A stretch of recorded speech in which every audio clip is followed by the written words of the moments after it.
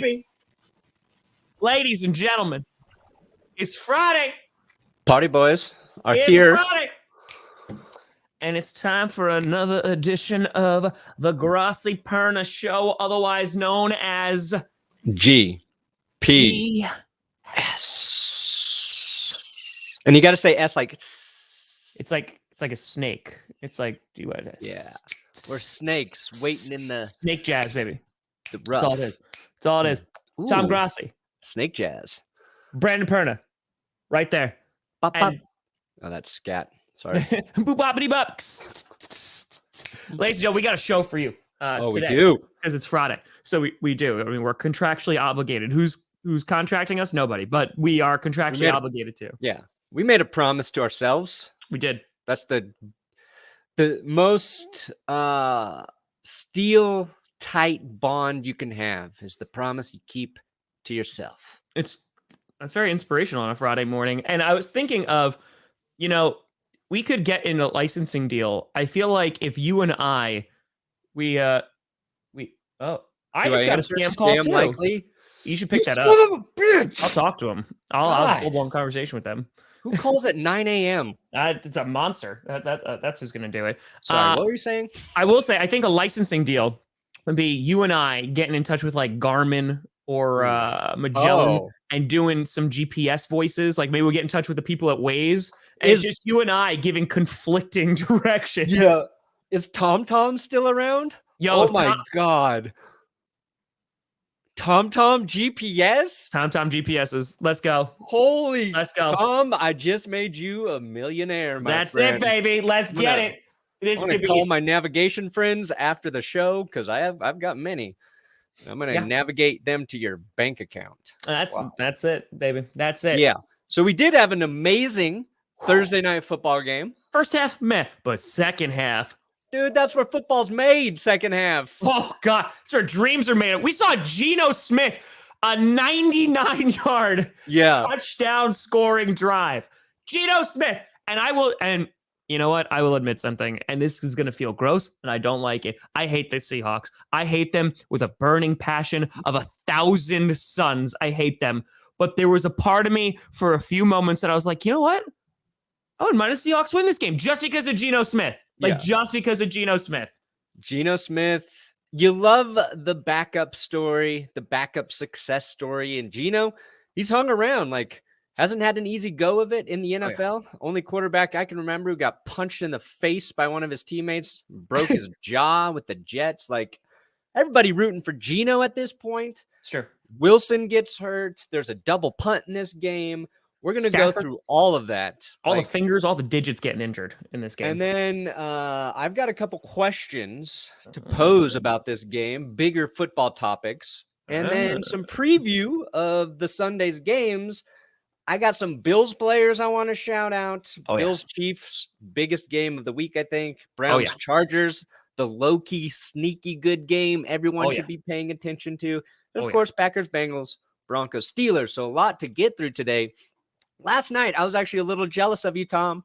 Oh. I was watching that football game. Watching the game. I finished dinner early, so I could really just sit back and watch it. And I'm like, dang, this is turning into a good game. The double punt happened, and I'm like, man, I wish I was live streaming this game right now because this is the kind of game you want to be talking about. Dude. It's a Thursday night game between, I'm rooting for the Rams. Yeah. But it's not like two teams I love. But it just turned into a fun game. And I'm like, this is why, I was so excited to do this show this morning. You're such a nerd for football. You are really a nerd for football to get this jazzed. Well, I feel like that's one of those things because I've gotten this question a few times because you and I have been around the block for a while now. We've done this. We've done our respective shows for many moons. What year are you on? You have to be 8? I think this is season 9. 8 or no? Okay. Oh, we almost had double. No, 8. Wait. Are we on season or years? Because there is a difference there. Both. 2013 was the first full Broncos season I did, but I started the show in 2012. But this is season 9 of covering every Broncos game, and then also the last 4 years is NFL almost every day. So yeah. So we've done. I mean, because I started in 2015, so we're in year 6. Like we've been around for a little bit. We have 15 years of football experience between us. Makes us an expert. And people ask, they're like, do you ever get tired of it, right? But sometimes, like, I'll be very honest. There's some times that it was like, this game sucks. Like, this is a drag. Like, I don't want to talk about this game. Like, get into this. But every now and then, and I feel like it's happened a lot this season because of the games. There's like that little intrinsic internal kind of like flutter. You're like, oh God, I love football. Like last night made me love football even more so. Like watching Geno Smith drive down for 99 yards and score a touchdown. I was like, you know what? Yeah. I'm all about it. I love what I love about football is there's a double punt in this game. All right. So the Rams block a punt. They did. Seahawks kicker Michael Dickson, now a legend across America, across the globe. And Aussie. There's so many Australians in my chat who were going nuts when that was happening. They're like, we got Aussie in the house. I was like, yes. Yeah, and it's like, there was a guy on his lunch break because it was like 11 o'clock here. And they were on their lunch break. They're like, oh yeah, I'm teaching, but I'm on my lunch break right now watching this game and watching the stream. And I was like, that's amazing. the Earth is a strange place. He picks up the blocked punt, and then he blasts. He gets the second punt off, and he blasts it deep. I'm watching the replay right now on Good Morning Football. 68-yarder or something. Yeah, but what was amazing about it is the announcers think that you can't do that. The booth official thinks that you can't do that. We're all prepared for the punt to come back. I think I was ready to tweet like, how could the NFL not want this play to happen? Yeah. And then the play stands because the NFL amended the rule saying you can do a double punt as long as he's not across the line of scrimmage. Question is, was he across? Here's how stupid I am, though. I put a video up about this last night. You did. I make like a whole thing about the line of scrimmage being the 20-yard line because that's what they said on the broadcast. I don't double check it. I was having some technical editing issues. Line of scrimmage was actually the 21. So I think he's pretty safe with this punt. I think the punt definitely stands. I think part of his body is behind the line. It's the same rule with the quarterback throwing. Like even if his sphincter hair is across the line of scrimmage, it's still okay behind it. So like we learned something. Like everybody thinks they sort of. There's a lot of confusion. There's a lot of confusion. The officials didn't know.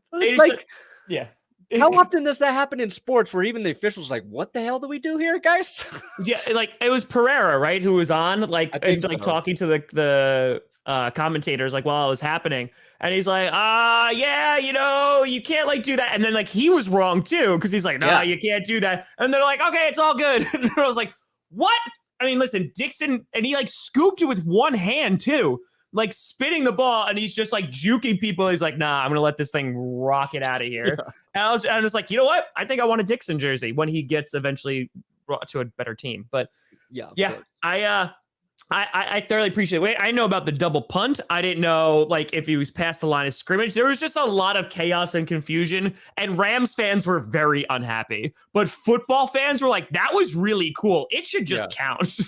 Yeah, you should definitely like punters should be able to do double punts wherever they want on the field. Yeah. Like, I think what would be really ballsy, you go for it on fourth down, the punter runs, almost gets to the first down, and then punts it. I don't know why you do that, but I want to see it, Tom. I want to see it. Listen, I just know Pat McAfee literally started a Twitter Spaces last night after that play just to go nuts over it. Because, Pat McAfee was a happy man last night. Yeah, anything that happens with a kicker, Pat gets added about it. It's like, that was a cool kicking play. Better make sure Pat McAfee knows this happened. I think, like, it's so funny, like, how collectively excited the football world got about a punt last night. Yeah. Like, it was pretty awesome. Like, you try to explain that to someone who doesn't watch football, and they're like, no, but they kicked it twice. And they're like, all right. Wow. Like, cool. It really is like one of the most boring plays in the game. Yeah. It's that and the kickoff. And the reason they're both boring is because they have made it really hard for returns to happen. Correct. Like anytime almost every time you see a good punt return happen, it gets called back for a hold or a block in the back. Yep. And they don't want kick returns happening. So there's like 95%. They're almost always touchbaks. Yep. So when you see some crazy shit, you're like, yes!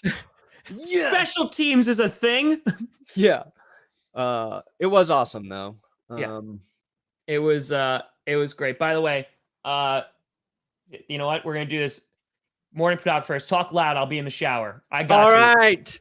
We're talking for you in the shower, baby. Put your tiny hand in my. Sorry. Yeah, but another thing that happened last night, and speaking of reacting to things, because I had quite the reaction to this. Russell Wilson's finger was the claw from Liar Liar, and they kept showing it over and over again. And I remember because like he threw it, and I'm like, oh, he's holding his hand. He must have hurt his hand. And I'm like talking about it on the stream. And then they show it, and I'm like, oh, no. And they kept, and like people were like, what's going on? And then they saw it, and they were like, oh God, no. People were knowing not to look at it because of my reaction to that. But that's the thing. If you avoided it the first time, they showed it about 18 more times. Yeah. It's so weird. Like, this is one of the things I wanted to talk about. Like, where does the NFL draw the line on gruesome injuries that they show? Because if that were his leg, out of respect to Russell, we're not going to show it. Honestly, though, they showed Dak's leg a lot. They did show Dak's. They showed They showed it this year, like when he came back, like the first game of the season. They showed that. They showed it on the Monday night game between the Eagles and Cowboys, and they're like, "Remember when this guy snapped his ankle?" I was like, "Yeah," Jesus. But they did not show the Giants' Nick Gates when he broke his leg this year. They did not show the replay of it. But the Russell Wilson thing, like, I think the NFL's like, oh, it's a finger. He'll eventually be okay. We can know that right away. So we're gonna maximize how many times we show this. But here's where it got weird, Tom. Yeah. The NFL post-game show, they have Matthew Stafford on with the crew, with Colleen Wolfe and the crew. Yep. And they show Matthew Stafford the replay of Russell Wilson breaking his finger live in the post-game. Like, they're just having Stafford react to watching Russell Wilson's finger get hurt. So they showed like the play where he hits his hand on Donald, and Stafford's like, like he kind of makes one of those. And then they show his finger, and he's like, oh. Like, why are you showing this to me? Like, it's like one of your friends coming up and they're like, you want to see this cool video of a guy jumping off his roof and breaking his leg? Like, that's what they did last time. Stafford's like, no, I don't want to see this at all, actually. Yeah, but what it made me think, a show we got to trademark, Tom, is NFL players react to other NFL players' horrific injuries. I just want one of them to be like, why? You said this was a charity show? Yeah. We did not say that. Hey, Matthew Stafford, you did really good, but you want to see Russell Wilson break his fucking finger in half? Yeah, dude. It was wild. Yeah, I don't, because like, listen, as we all know, including you, Brandon Perna, like when you have those kinds of injuries, like they draw in the clicks because we have like that morbid curiosity of like, let's see it, right? It happens on the basketball court and you're just like, that guy's ankle snapped. Let me just watch that again in slow motion. Like they have in USC when people are getting knocked out or breaking limbs and stuff like that. They show it over and over again. But like, yeah, to show Matthew Stafford that and then to show it a total of like what, 18 times last night, I was like, maybe a little overkill. Maybe just a bit. And then here, because like this morning, all you hear is Russell Wilson's never missed a game. That is in jeopardy now. That is in jeopardy now. Now his finger looked bad, and it's his middle finger, which really, really key to throwing a good football. But during the broadcast, and this happens a lot when a guy gets injured, and I think it's announcers trying to hype him up a little bit. But like Troy Aikman's like, yeah, Russell Wilson comes out of the game with that finger. He is one of the toughest players in the league, though. This guy is one of the toughest players in the league. My question is, one, how do we actually determine who the toughest NFL player is? Because two, I think they're all pretty dang tough. Like all of these guys play through injuries all the time. You don't know about them, especially like offensive linemen. Like their leg doesn't work. They got broken thumbs. Yeah, 100%. They're like, why is this Pro Football Focus rating down 5 points? Oh, his pelvis was broken. Well, I'm like on us. Look at how much we talked about Baker Mayfield and how bad he was. Oh right? yeah, But Baker Mayfield tore his whole arm off, and he was just like, "Oh yeah, I was still playing football." That's fun. The fact that I sprained ankles before, they hurt. And they take weeks to get better. Carson Wentz sprained both of them and was playing football the following Sunday. And I'm like, yeah, that's the difference between a pro athlete and Tom Grossi right there. Yeah. It's just I appreciate them saying that, but I think it does a disservice to all of the other guys that are just as tough as Russell Wilson. Yeah.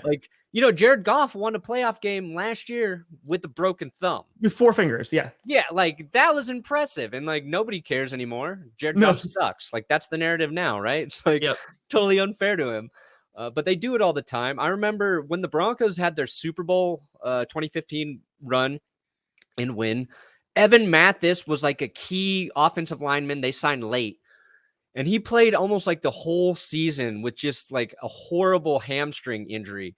They're every time he would take his pants off in the locker room, his whole leg was just purple. And the dude never complained about it. Fans didn't even know how hurt he was. But that stuff happens all the time. So yes, it's a finger injury, which I think is more serious for a QB because they got to throw it. I'll still be playing. Don't worry. I hear that. Well, you look at a guy like Brett Favre, right? Brett Favre, who has all those consecutive games, Eli Manning too, until the Giants benched him. These guys play with injuries and they got the crap kicked out of them. So yeah. And it's Favre's, he was masking with, you learned copious amounts of painkillers after. Accurate. It's a double bad thing. He's building an addiction so he can play through all these injuries, and that's going to affect him later in life. It's we forget how much I think players give up. They literally give up their future to have a great present. Don't get me wrong, but this got to a totally different conversation. But a ton, I want to say the vast majority was 70% or something like that of NFL players are broke by the time they're at a certain age. Because it's starting to change now a little bit, but there's more programs that are available. But yeah, it's Mr. Diggs. It's That's Good Sports, buddy. Where are you watching this? He's watching on mine. Okay, yeah. See the big logo in the corner of the screen here? You don't even need to do that. There's a link in the description too. Oh yeah, link in the description. But Mr. Diggs, Buffalo Bills are my second team. I appreciate you asking. I am going to hype up your Bills at the end of this episode, so stick around, buddy. Oh yeah. Nobody loves the Bills more than me, not even real Bills fans. And there you go. Now, I do want to say, couple players to note from last night before we get off this game. Matt Gay had himself a rough night. 2 kicks out of bounds, missed the extra point. Yeah. My buddy had a rough night, rough night. And then they were going at the very end, when they kicked that field goal to ice the game. There was a part of me that was oh crap, if he misses this or it gets blocked, they're in trouble, because it was no gimme. It was a long field goal, and on top of that, having a rough night, I was like, Yeah, there's one more thing I want to talk about is the analytics crowd. But Matt Gay, just off the top of my head here, he did have a rough night, and I think we need to give Matt Gay some credit, because if you have the last name Gay as a man growing up, that's rough. That's rough at school. Yeah. And then to choose to be a kicker on top of that, the most unfairly scrutinized position in sports. Oh yeah. I would say that guy has a thick skin. I bet that guy lets criticism bounce off of him very easily. My man has a force field around him. Yeah, that's a double whammy of just there's nothing that you can say to hurt me. You can't hurt me. I'm literally impenetrable. You can't. He's I'll kick 3 kicks out of bounds. What are you going to do about it? I grew up with the last name Gay. Nothing's going to faze me in the NFL. I went to middle school, folks. Do you know how terrible they are? And they are. Yeah, they are terrible. My God. But middle school kids, I am scared of them as an adult man. Oh yeah. They're vicious. Stop hurting my feelings. They're rough. They're mean people. You want to talk about analytics though? Yeah. So, okay. Because you mentioned the first part of this game, a little bit boring, right? Yeah. Like everybody's like, oh, when's the game going to start? You can take Matt Stafford out of Detroit, but you can't take Detroit out of Stafford because he I got those. One bad pick. All right, so the Rams, they're in the red zone. Okay. Yes. Oh. Second quarter, it's a fourth down. Yep. They choose to kick a field goal. Yep. Which I am fine with. In a game, they're down by 1 touchdown. Yep. But the analytics crowd on Twitter just eviscerated them. You cowards! You cowards! Well, and I know there's situations where you use the analytics in football as a probability, right? Like, sure. If we take the risk here, the chances of it backfiring are limited or whatever. But I have seen a lot of teams this season decide to not take points when those points later in the game would be beneficial. And so when the Rams took the lead later because they did kick a field goal and then they missed the extra point, having that field goal was actually the right move. Analytics, when you think about them, you got to think about the whole game. And I think that's what people lose sight of. 100%.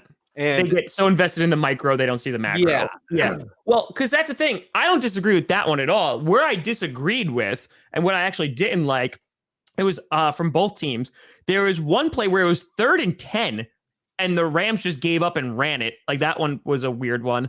Then there was one, I think they were on like the 50 or something like that, and I think the play call wasn't good. But the Seahawks, I think it was 4th and 2, and like, they ran it right into Aaron Donald. Like that. Yeah, like that they was ran the play it 4 call. straight times. Yeah, like that one. Like criticize that more than like getting actual points in a close game. Like that makes sense. But yeah, so this is a great segue because they ran it 4 straight times, right? Shank. Oh, kicker named Shank. Are you kidding me? That's rough. That can't be real. It's like having Doink. Shank, Doink, and Blew It all playing kicker together. So I tried to tweet out that Pete Carroll is just Pat Shurmur, the Broncos offensive coordinator with an elite QB. I accidentally typed Oat Shurmur. Yeah. Said Pete Carroll is just Oat Shurmur with an elite QB. Accurate. I deleted it fairly quickly because it was brought to my attention immediately. Don't but this is that too? Dude, I love being on Twitter during football games. Yeah, because we've got people popping out Oat Shurmur, Pat Shurmur, bland AF since 2020. Thank you, Twitter. Thank you. This is why I am on social media during football. Yeah. I love making a mistake and then people roasting me for it and then turning it into something like I might be calling Pat Shurmur Oat Shurmur for the rest of my life. Honestly, that's a shirt. Like that's a shirt. You get a Colonial Man with Pat Shurmur's sponsor. Tom and Quaker Oats coming next. Quaker Oats. They're like, listen, have some oatmeal while you're driving in the middle of nowhere because you're going to get lost for a long, long time. Yeah. There's a guy, speaking of GPS voices, there is every now and then, like you get a little like notification on your phone from YouTube of like a random commenter. Like it seems like it's random. Oh yeah. It's like YouTube pops it up, right? Yeah. Like YouTube, and it's like completely random. It's not anyone you like follow. It's just random. And the other day, I think it was on my predictions video. And this guy goes, you talk through your nasal cavity. Your voice is infuriating and is horrible to listen to. And I was like, that's valid. But I went and I clicked on it. And my man has been watching every single week and leaving comments that have to do with the actual predictions. I'm like, wait a minute. So you made through like 5 weeks of this and we're like, all right, now I'm done. Now the voice is bad. Now fair enough. That's like, I feel like that's a marriage. You know what I mean? Like he's committing to you. He loves you at first. He's forgiving all your flaws. And then after a while, you're like, you know what? I don't like the way they choose their food at the dinner table. I want to suffocate him in his sleep. Yeah. The way they leave their stuff out everywhere. I forgave that at first. Now it's a problem. That's it. Speaking of things that were a problem, Robert Woods, crushed it last night. Didn't crush it. Cooper freaking Kupp missed a touchdown by this much. I have him in 2 fantasy leagues. I also have Russell Wilson. That's a big problem. But freaking Cooper Kupp, quieter night than he's been having. the Rams, they missed some opportunities. And I think like Stafford was getting criticized because he threw that bad pick early in the game. And he also missed an open throw. Might have been to Cup. It might have been to Woods. I don't forget who it was, but it's a throw he normally makes. It was a deep pass. It might have been a touchdown, but like I think a lot of people were jumping on the opportunity to criticize Stafford.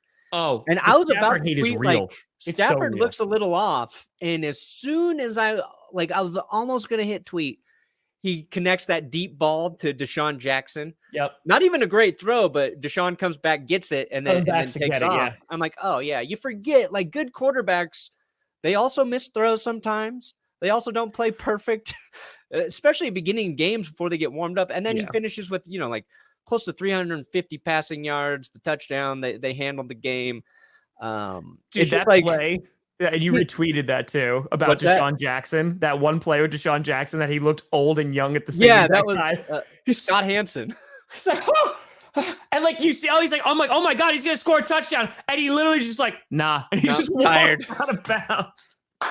He's like, I'm not gonna get hit because I can't outrun this guy because I'm tired. And then they cut to him on the sideline, like,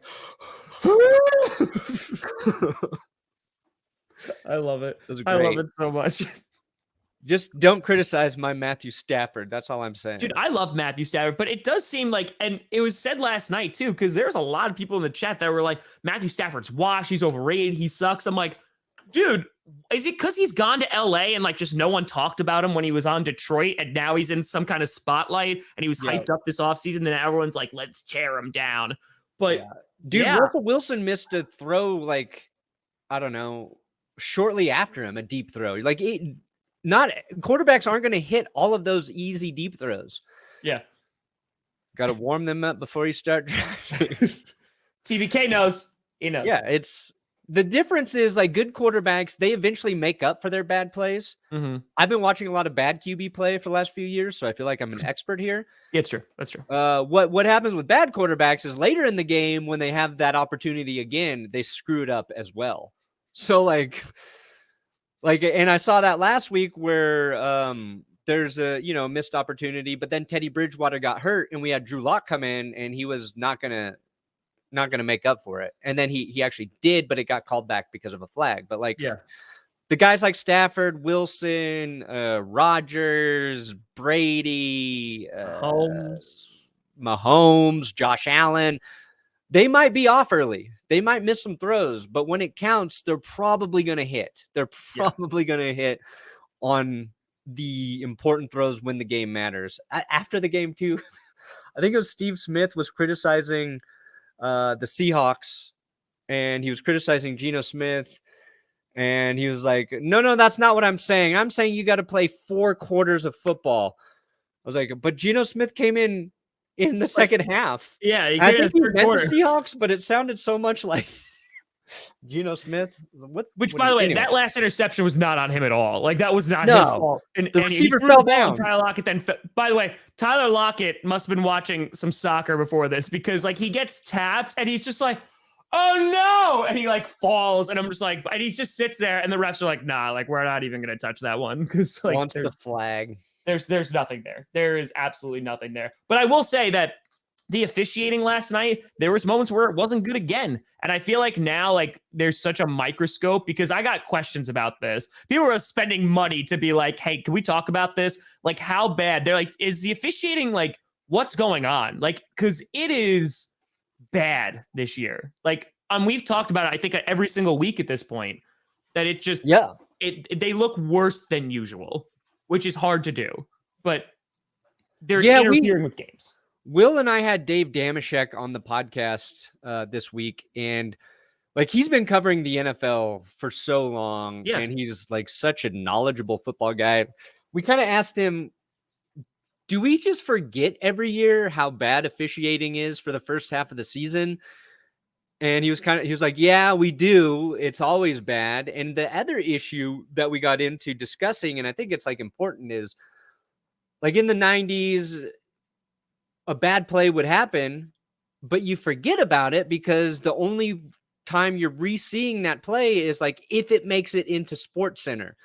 That's now true. A bad play is posted on Twitter over instantly. and over again. And like fans who don't even follow those teams, but are maybe like general NFL fans, Yeah. they'll see that pop up in their feed. So it's like, I think it's amplified. And the point Dave brought up that's infuriating is we can fix that. There is a way to fix that, but the NFL just chooses not to do it. Spend the money. Yeah. Us viewers at home can see the problem instantly. So why can't the NFL have a direct line of communication to the head official on the field and just get like a confirmation of, yes, call that pass interference. No, that wasn't pass interference, because they can't see what we're seeing. Like they can only see the game from the ground level, and that's harder to do. So yeah, I think it is bad. I think it's magnified. And I think officials make more mistakes earlier in the season. Oh, sure. And because they got to settle into, they got to warm up as well. But they're seeing a different version of the game than we are, to be fair to them. Correct. And I don't ever want to be, because I think that's what makes it infuriating. And like, this is the thing I have like with baseball too, because you utilize so much, and they do so much technology. You spend so much money on like the best of the best cameras. You have all these different angles, et cetera, et cetera.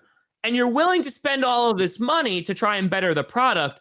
But like, you stop short of like identifying a significant like deficit with the game. Yeah. Like, now we're not going to spend the extra money. Like baseball is like, well, it's that human element, right? Like we'll never get like, if it's a ball or a strike, excuse me, because they have like the strike box right there, like on your TV. And they're like, oh yeah, that was outside. That was inside. Like that was, whatever. And there's like, no, like we could get rid of that completely. And I understand having like a human element in it. The problem is, and especially in the NFL, like the human element for the officiate, there's already so much human element that in the game that when the ref is like, it's a blatant call and it completely changes the game. Yeah. Like that's not good for anybody. It's not good for the team that wins. It's not good for the team that loses. It's not good for like the viewer. And I think it gets very infuriating. And honestly, like if you want to look at it because like the biggest, you want to try to attract those casual viewers. You're a casual viewer who turns it on and sees like a blatant terrible call. You're like, I don't know, I don't want to watch this. So like, it's I don't know. It's just it's a weird mentality for the NFL to have. Like, we'll spend all this money, but they're like, we could fix officiating by implementing technology, but that seems like a lot of work. So let's just emphasize taunting this year.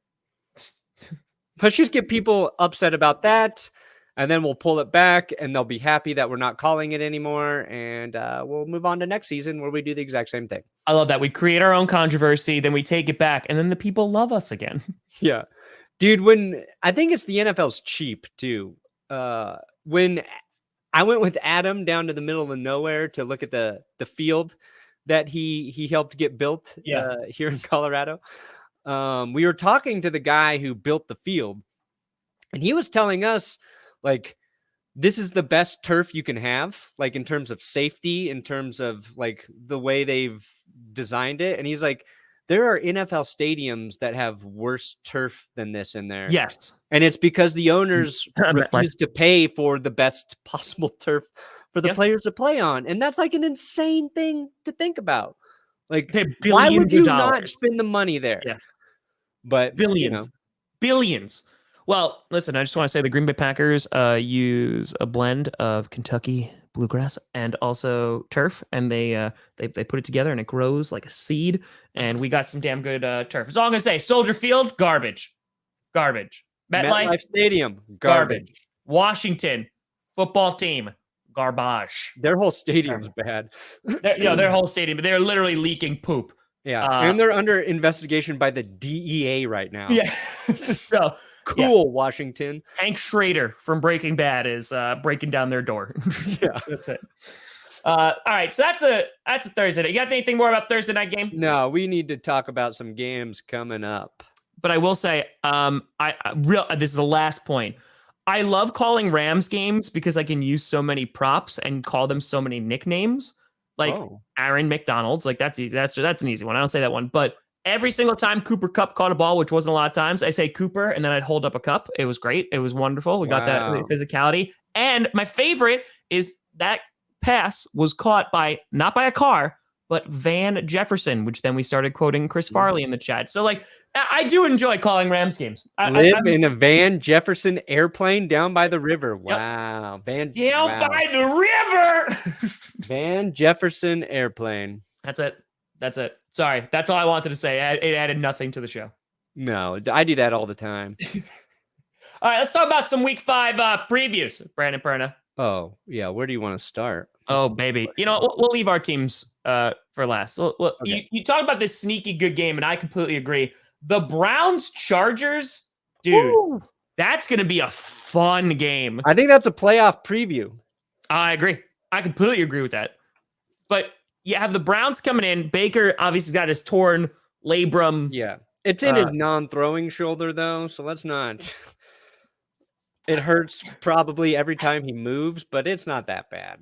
I wanted to talk about that on Clickbait yesterday. I forgot to bring that in. Yeah. Ray's trying to get you a monkey tail beard. What is a monkey tail beard? That's the real question. And I ain't doing it. I might consider a mullet for a punishment, but I'm not touching this beard. All right, I got you, buddy. This is what dreams are made of, and by dreams I mean nightmares. This is what dreams are made of. Maybe I'll do it. I need to see it first. I got you. It's uploading right now. Enhance. Oh my god. Oh, I think I could do that actually. You actually could pull that off. My wife might hate me for a while, but you just have to shave this. Oh yeah, I got it. Yeah. I think you can pull it off. Okay, interesting. I think you can. Anyway, Browns-Chargers. Browns-Chargers. Okay, so we talk about a lot of games, a lot of previews. I wanted to mention some of the underrated players. I got more for the Bills, but right now, I don't think Jeremiah Owusu-Koramoah.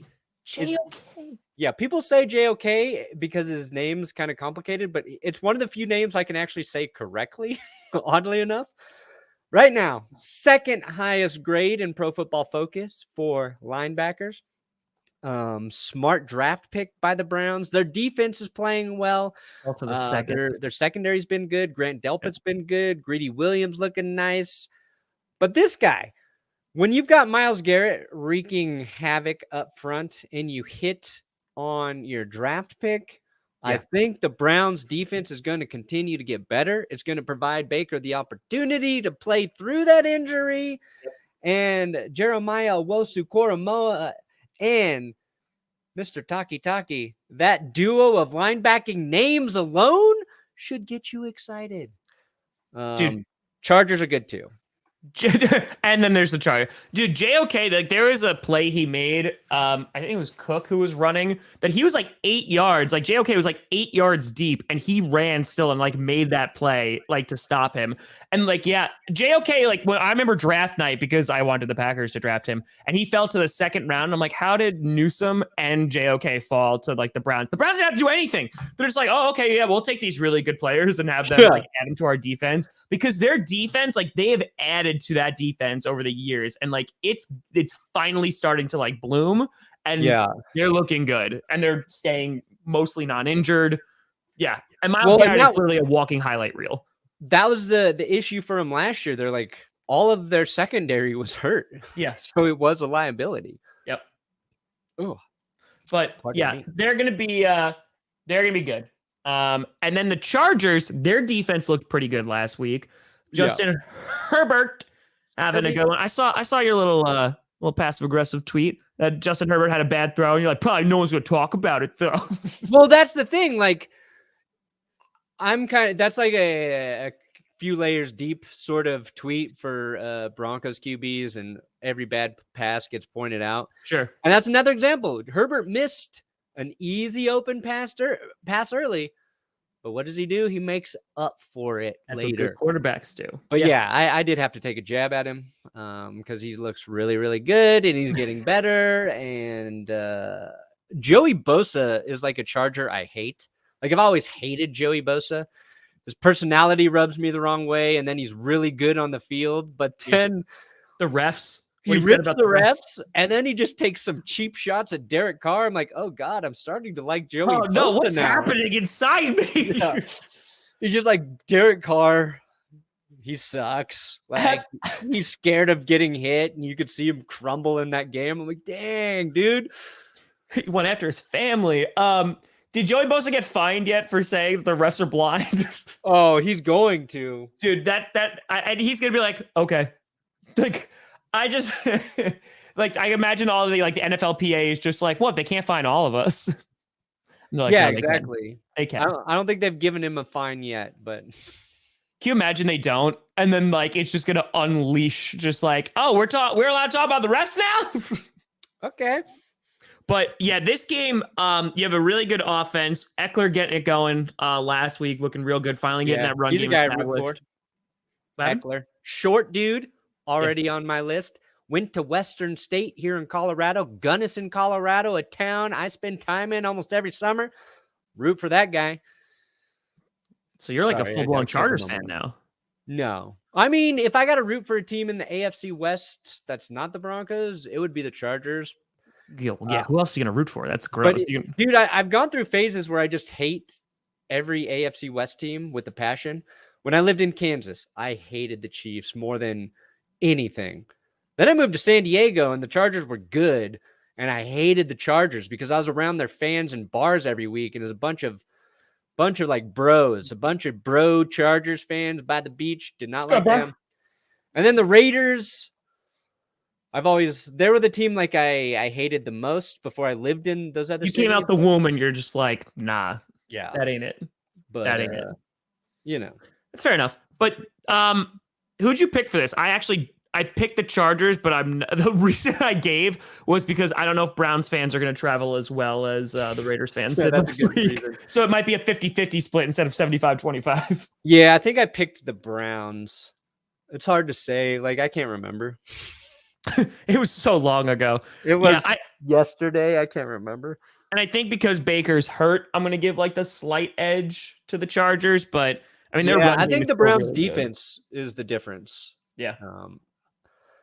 The Chargers were able to run against the Raiders. I don't think they're going to be able to run against the Browns. And I think the Browns are able to defend the pass better as well.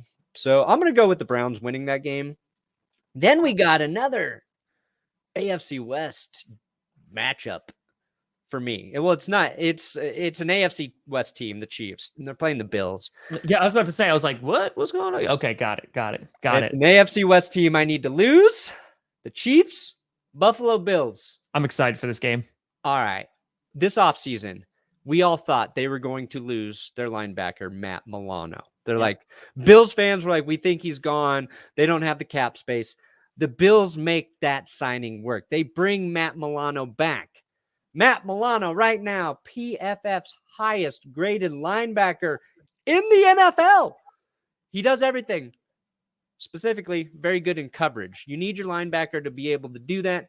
Although, dealing with the hamstring injury right now, not sure his playing status yet. AJ Epinesa, bringing some QB pressures on that defensive line that the Bills were lacking last year.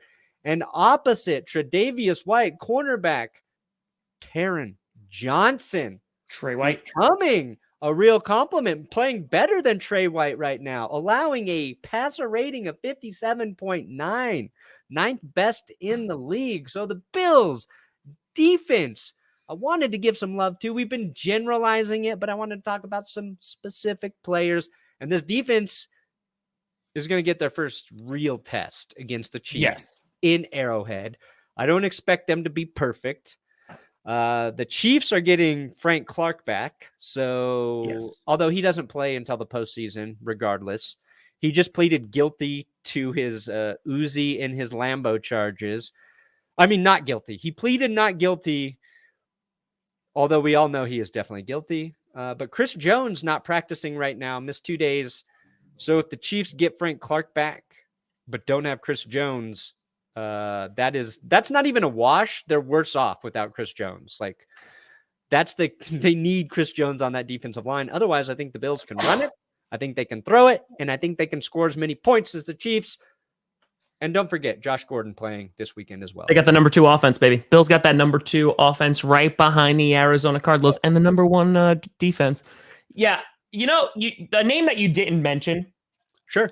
Ed Oliver, who top 10 pick. Packers fans were absolutely furious when they actually tried and won an overtime game against the Jets, which put them out of reach where they could have gotten Ed Oliver. And Ed Oliver, who, thank you for the blessings.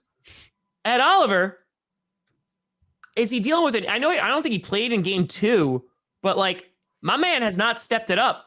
I thought you were going to see a lot more of Ed Oliver, considering like that's a premium draft pick. Dude, he's underperformed since being drafted by the Bills. Correct. And it's not like it's a bad draft pick. He was the best player available. You take him. He just hasn't lived up to that draft spot. Same way like Bradley Chubb hasn't lived up to his draft position for the Broncos. And Chubb, the issue's been injuries. Yeah. Like stuff that's out of his control. You don't want to call the guy a bust, but at that position, you need those guys to be like top 10 at their position in the league every week. But Ed Oliver playing a little bit better, I think, this season. I don't expect him to have a great game against Mahomes and the Chiefs offense. Ben, by the way, I picked the Bills to win this game. I think it's going to be a really difficult game, I think the Bills are just a more balanced team because like even if Mahomes is able to like put up points and stuff, I think the Bills defense will do just enough. And we know, just like every other offense in the NFL, the Bills especially, they can score on that Chiefs defense, like at will. So the Chiefs defense is going to have to pull something out that, and look amazing because they did not look good against the Eagles. Talking about their defense, their offense was incredible. Like they put up a good agility. They were just like, we're just going to outscore you. And I mentioned the 2011 Packers. Like we're just going to score more points than you. And that's it, which is how you win football games. But it's a matter of the trend in the NFL right now. Yeah, it is. If you look at all the best teams, it's the ones with great offenses right now. Yeah. So I'm curious to see, especially as it gets later in the season, because like, again, it's a late season this year. They got an extra week. A lot of players are going to be playing in extra games, not in just the extra game at the end of the season, but because of the playoff change that was implemented last year, only one team in each conference is going to be resting. So wait till those defenses start showing up and see if they want to get popped. Because you retweeted this. The Chargers head coach was talking about the run game, and I another guy I like. Damn it. Oh God, Perna, that's what 3? That's 3 now. It's hard. There's a lot of players on the Raiders I like too, like little Hunter Renfrow. God, I root for that guy. Darren Waller, I love his story. I love what he's overcome. Henry Ruggs, like Max Crosby in there. Like why do I like all these stupid ass Raiders? Josh Jacobs, another great story. Even John Gruden, you like? He's just insane. He's just a crazy person. He's just a crazy man. Yeah, but I still hate him. Dumb clothes. Yeah. So, but like, if in case you didn't see it, go check out Perna's tweet from like last week or something like that, or it was I think it was earlier this week. But basically, you had the head coach of the Chargers saying the reason you run the ball is because statistically, it doesn't open up play action. Like that's an old adage that's just been repeated over and over and over again. He said instead what it is the physicality, because you're throwing the ball, guys don't necessarily have to tackle, right? It could be an incomplete or like what have you. But if you run, you're gonna get hit.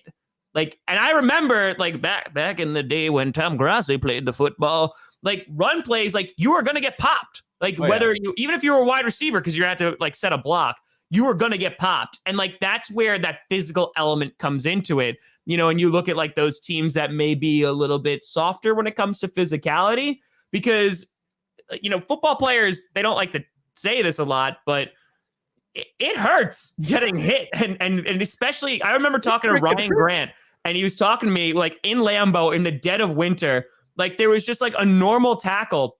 And I think it was Strahan who tackled him.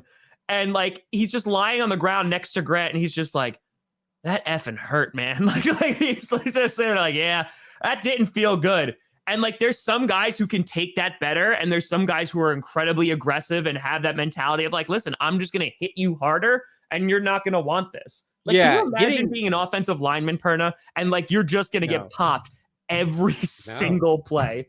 Dude, Nate Jackson has a great book about the NFL. It's about a lot of things.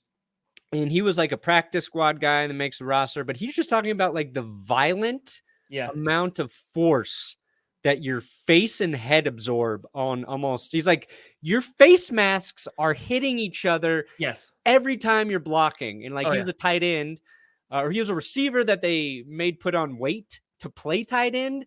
So I think like it was sort of a shock for him on like how violent that position is when you're blocking every play. And you like the cold when come December, it hurts more when you get hit in the freezing cold. So yeah, a lot of places like Lambeau, you get those games where you can control it physically, you know, more so than earlier in the season when your bodies are feeling a little bit better, when maybe the weather's a little more conducive to or keep you're playing in the dome. Yeah. Like I watched this clip of the Bengals last night, and it was like Joe Burrow mic'd up, and he was on the sideline riding a bike to stay warm. I'm like, how bad does that suck? Yeah. Like you're playing an entire NFL game, and then you got to do exercise on the sideline to keep your body right. Like, in cold games, there's like you're by the heaters, you're doing all that stuff. It doesn't matter. Hurts. But you're right. So it's like Staley's saying, run the ball because the physical toll it takes on the defense is going to pay dividends later. And that clip to me resonated this week because we watched Mr. Oat fucking Meal himself completely abandon the running game when they throw in the backup quarterback in the second half. They don't give him any support, and the Broncos were running the ball effectively. 6.2, 6.9 yards per carry for Gordon and Javonte Williams. Javonte Williams just won the Angry Runs Award on Good Morning Football, and you don't have the smarts to do that? Like, that's why I hate him. Not as a coach, as a human. As a human, he doesn't have a feel for the game, and you see a guy like Staley, like he gets it. He gets it. Yeah. Like I love coaches that give you smart answers like that, because he could have just said like any sort of canned thing, but when they do that, I'm like, oh yeah, I like this guy. I like this. And that's another one. And that's another one. All right, I'll talk about my Green Bay Packers trap game. Kitty goes meow. The Cincinnati Bengals. Listen, I don't think this game's going to be a walk in the park at all for the Green Bay Packers. Jair Alexander most likely going to be out. He's out. I'll confirm it. Yeah, we're still waiting for that. But there's hold on. Let me text Adam Schefter. Yeah, he's out. Yeah, okay.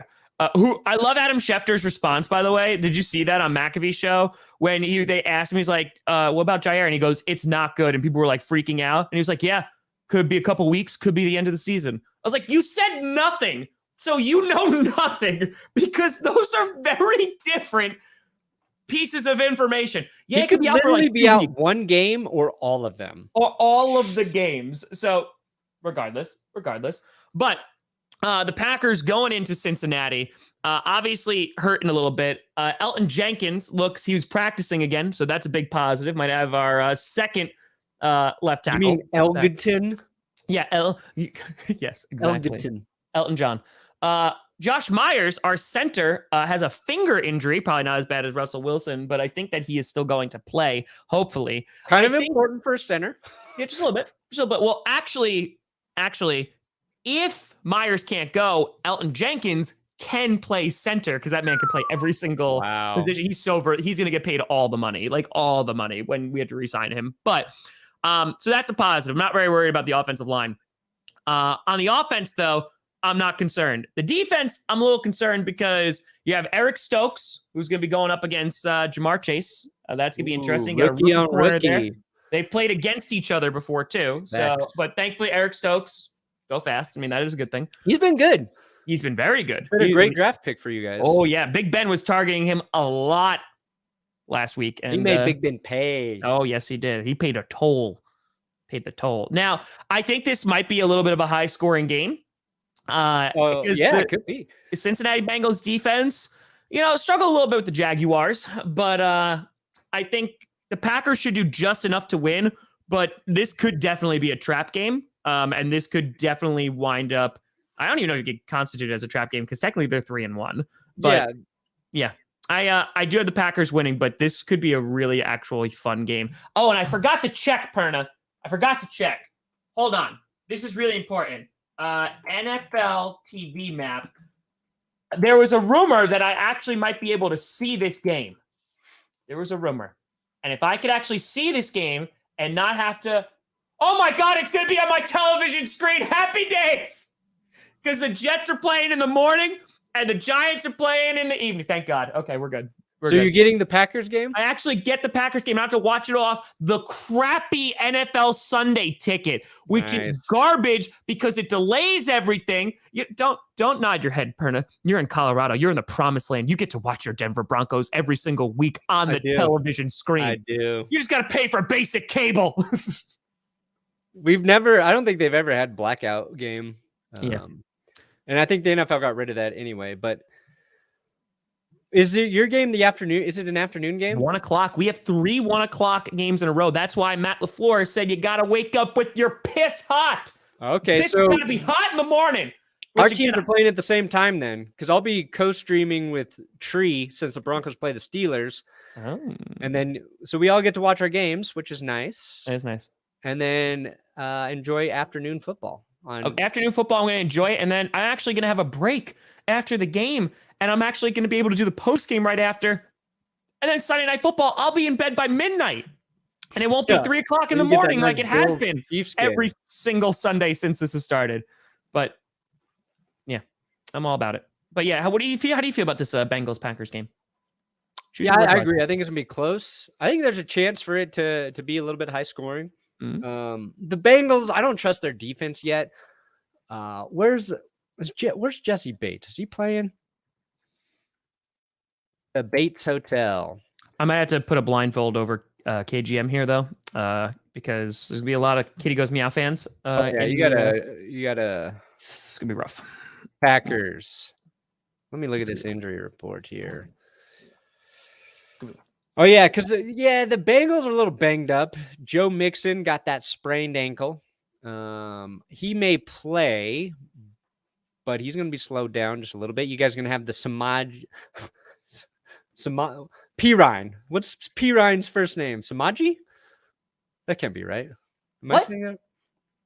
Who? Samaji Pirine, the Bengals backup running back behind Joe. Oh, you're asking me about the Bengals backup running back. I thought you were talking about the Packers. I'm like, no, that's not right. No. Jesse Bates practicing. Okay, so that's a big get. You got Larry Ogunjobi, limited participation. T. Higgins still a little banged up. Maybe he plays. If T. Higgins plays, that's a big one. Packers are gonna win. I guarantee it. Oh, that terrifies me that you just said that. They're gonna win. It'll be close. Joe Burrow. I love Joe Burrow, but not as much as I love my future quarterback, Aaron Rodgers.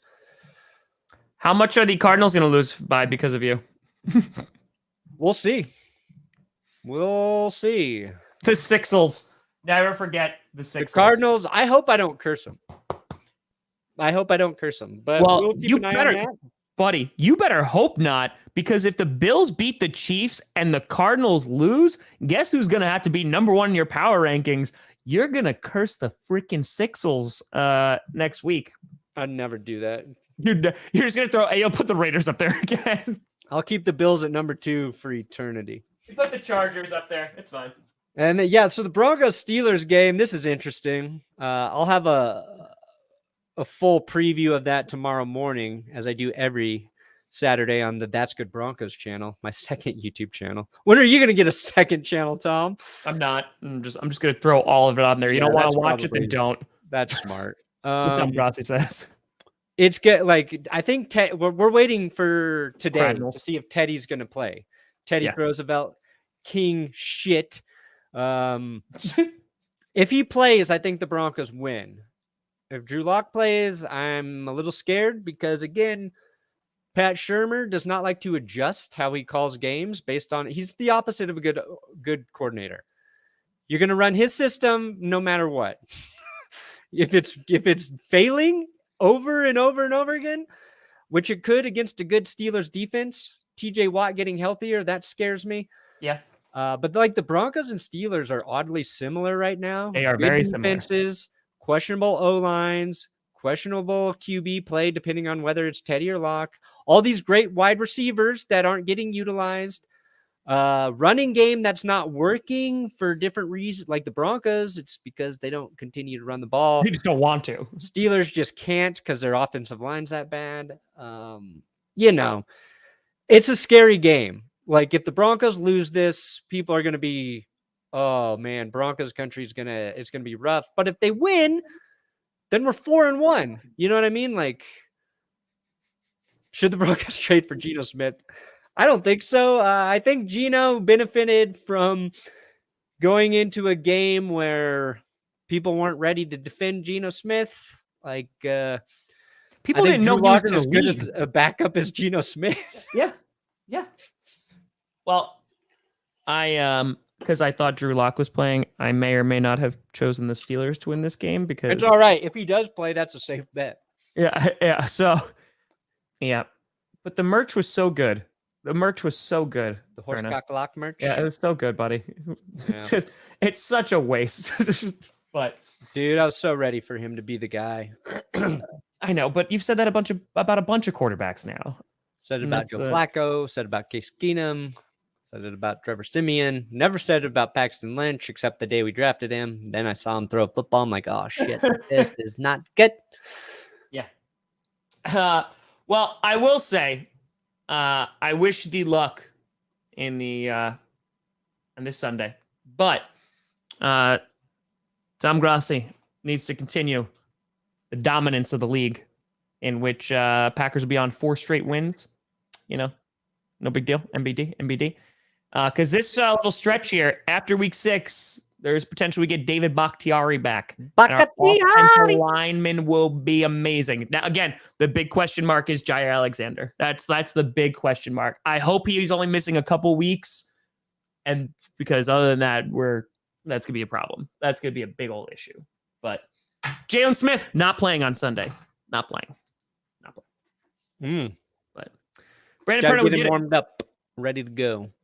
We made it through another week. Of GPS. Thank you guys for watching. Don't forget to thumbs down these videos and tell us how much we suck. And that's how YouTube works. That is true. Ladies and gentlemen, I'm Tom Grossi. That's Brandon Perna. You've been navigated. Have a fantastic weekend. We'll see you in our streams and in our dreams. Monday morning.